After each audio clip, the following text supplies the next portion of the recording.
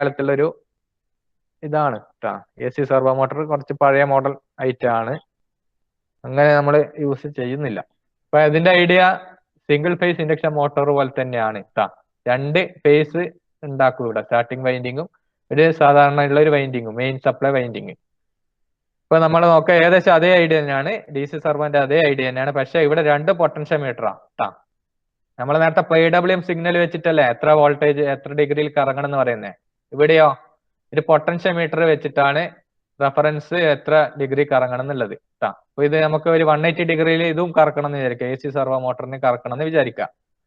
180 degree കറക്കണ്ടെങ്കിൽ നമ്മൾ reference ഇൻപുട്ടിൽ ഒരു പൊട്ടൻഷ്യോമീറ്റർ ഉണ്ട്. ആ നമ്മളെ PWM വരെ ഇവിടെ ഈ പൊട്ടൻഷ്യോമീറ്റർ വേറെ ഒരു പൊട്ടൻഷ്യോമീറ്ററും കൂടി വരും കേട്ടോ. അതിനനുസരിച്ച് 180 ഡിഗ്രിക്ക് അനുസരിച്ച് നമ്മൾ പൊട്ടൻഷ്യോമീറ്റർ വാല്യൂ സെറ്റ് ചെയ്യാം. ഇപ്പൊ എളുപ്പത്തിന് നമുക്ക് ഇവിടുത്തെ വോൾട്ടേജ് 180 വോൾട്ട് കിട്ടുമെന്ന് വിചാരിക്കാം. 180 വോൾട്ട് ആകുമ്പോൾ എയിൽ അല്ലെ പൊട്ടൻഷ്യോമീറ്റർ നിങ്ങൾ അതിനനുസരിച്ച് സെറ്റ് ചെയ്യുക. അപ്പൊ 180 ഡിഗ്രിക്ക് കറസ്പോണ്ടിങ് ആയിട്ടുള്ള വോൾട്ടേജ് ഇവിടെ കിട്ടും അല്ലെ. നമുക്ക് എളുപ്പത്തിന് ഒരു 180 വോൾട്ട് എന്ന് വിചാരിക്കാം. ഇവിടെ ഒരു 180 ഡിഗ്രി കറക്കണ്ടെങ്കിൽ റെഫറൻസ് ആയിട്ട് 180 വോൾട്ട് എയിൽ കിട്ടി. ഇനി നമ്മളെ മോട്ടോർ കറങ്ങും അല്ലെ. അപ്പൊ ഇവിടെയും പൊട്ടൻഷ്യോമീറ്റർ ഉണ്ട്. ഇപ്പൊ മോട്ടോർ ഇനീഷ്യലി കറങ്ങുന്നുണ്ടെന്ന് വിചാരിക്കുക.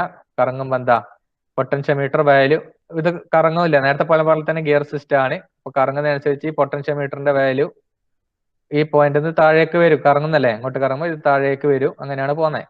അപ്പൊ എന്താ വാല്യൂ മാറി മാറി വരുന്നത്. ഇനീഷ്യലി 0 ആയിരുന്നു. ഇനീഷ്യലി 0 ആകുമ്പോൾ നിങ്ങൾ നോക്കിയട്ടെ, ഇനീഷ്യലി ഇവിടെ 0 ആകുമ്പോൾ 0 വോൾട്ട് അല്ലെ. 0 വോൾട്ട് നോക്കാം, റോട്ടർ 0 ഡിഗ്രിയിലാണ് ഉള്ളത്. ഇപ്പൊ 0 വോൾട്ട് വരും. ബിയിൽ 0 വോൾട്ട്, A-B എടുക്കും. എത്ര കിട്ടും? സെർവോ ആംപ്ലിഫയറിന്റെ ഔട്ട്പുട്ട് 180 അല്ലെ, 180 വോൾട്ട് കിട്ടും. അപ്പൊ ഇത് 2 ഫേസ് ആയിട്ട് പിന്നെ മോട്ടോർ അപ്പൊ നല്ല സ്പീഡിൽ കറങ്ങും കേട്ടോ. തുടക്കത്തിൽ നല്ല ഫേസ് ഡിഫറൻസ് ഉണ്ട്, നല്ല വോൾട്ടേജ് 180 വോൾട്ട് ഉള്ളത് മോട്ടോർ നല്ല സ്പീഡിൽ കറങ്ങും. നേരത്തെ പറഞ്ഞ പോലെ തന്നെ കുറച്ച് കറങ്ങുമ്പോൾ എന്തായി, ഇതിന്റെ വോൾട്ടേജ് മാറൂലേ. റോട്ടർ കറങ്ങും 45 വോൾട്ട് അല്ല, ഒരു 90 ഡിഗ്രിയിൽ റോട്ടർ കറങ്ങുന്ന വിചാരിക്കാം. അപ്പൊ പൊട്ടൻഷ്യോമീറ്ററിന്റെ പൊസിഷൻ മാറും. ഇപ്പൊ ഇവിടുത്തെ വോൾട്ടേജ് 90 വോൾട്ട് ആയിട്ട് മാറും. പിന്നെയോ ഇവിടെ 90, ബിയിൽ 90 എത്തും. 180 അവിടെ കോൺസ്റ്റന്റ് ആയി കിടക്കും. 180 മൈനസ് 90, ഇവിടുത്തെ വോൾട്ടേജ് 90 ആയിട്ട് മാറും.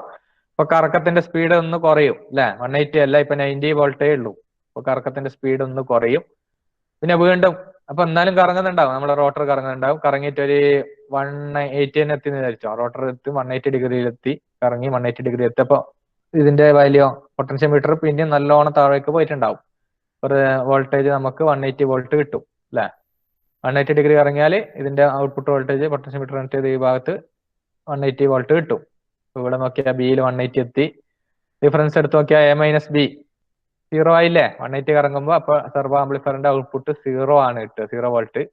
ഇപ്പൊ ഈ വൈൻഡിങ് എനർജൈസ്ഡ് അല്ല, അപ്പൊ സിംഗിൾ ഫേസ് സപ്ലൈ ആണ് മാത്രമേ ഉള്ളൂ. അപ്പൊ എന്താ സിംഗിൾ ഫേസ് നമ്മളെ ഈക്വലന്റ് ഓപ്പോസിറ്റ് ഫോഴ്സ് വരും, റോട്ടർ അവിടെ നിൽക്കും. ആ രൂപത്തിലാണ് AC സെർവോ മോട്ടറിൽ വരിക കേട്ടോ. DCന്റെ അതേ ഐഡിയ തന്നെയാണ് AC ഉള്ളത്. അതിൽ AC കുറവാണ്, റയർ ആയിട്ടേ ചോദിക്കാറുള്ളൂ എക്സാമിന്. ഇതാണ് മെയിൻ ആയിട്ടുള്ള സെർവോ മോട്ടോർ. അപ്പൊ DC നിങ്ങൾ കോൺസെൻട്രേറ്റ് ചെയ്യാം കേട്ടോ.